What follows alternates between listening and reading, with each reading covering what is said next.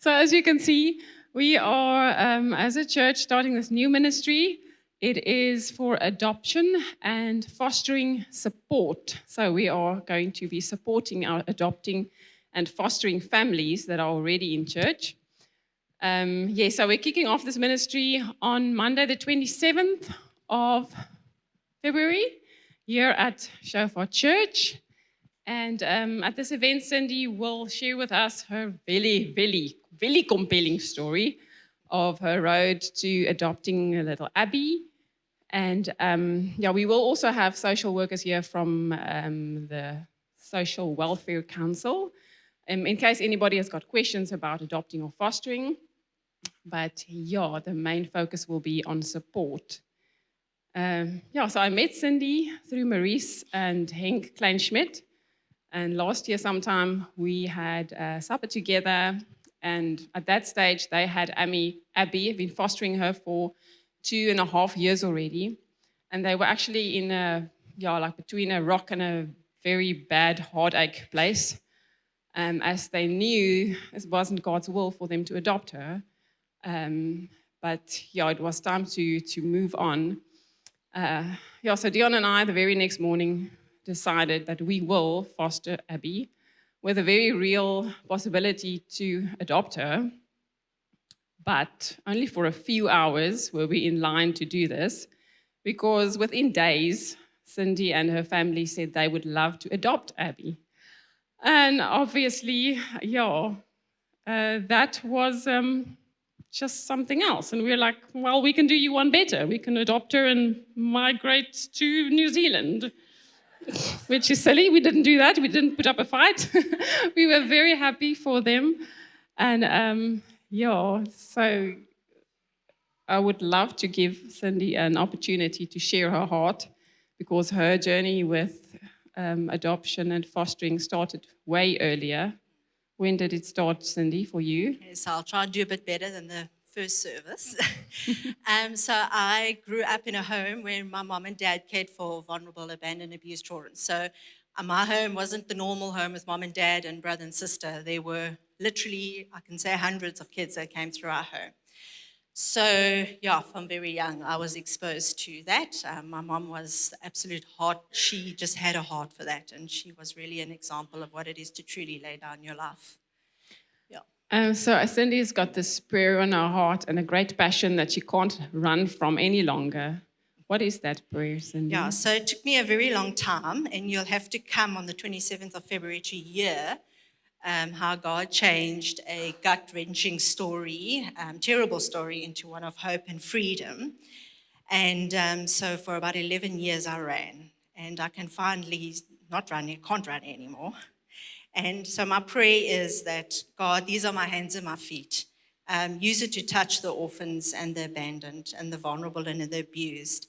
And I believe as Christians and as a church of Jesus, we all have the responsibility to stand in the gap for these children. I know we aren't all going to adopt, foster, or be safety parents, but we all have a responsibility to do something. And I understand and I know it's a huge thing. I mean, the problem in South Africa and the Eastern Cape is enormous, and sometimes we just want to be those ostriches in the ground and keep our heads there because the problem is so big. But I believe as Christians, we are the ones that need to sort out the problem, not the government, not the social workers, not DSD, but us. And also a big prayer for me, and I've seen it over the years, is that we have such a negative image of what it is to be involved with orphan care and for the vulnerable and the abused. So let's try and forget all the negative things that we've heard.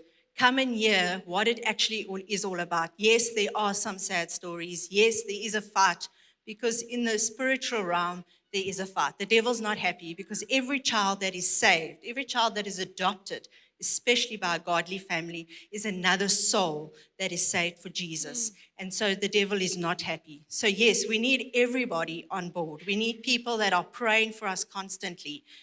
The warfare in adoption and dealing with these children is enormous.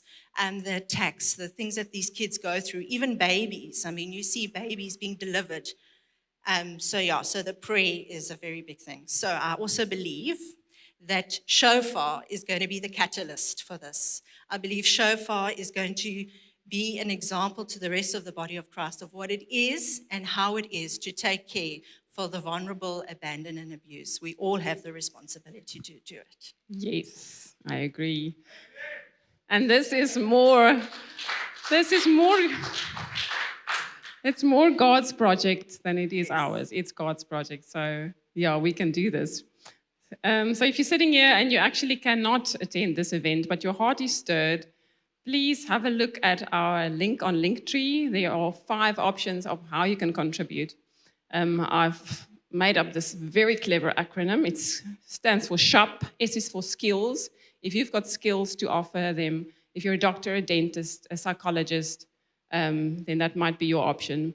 The H is for hug time. If you would like to just go to Breath of Life and hug a baby, hold them, do whatever is needed, give the people a break, that's yours.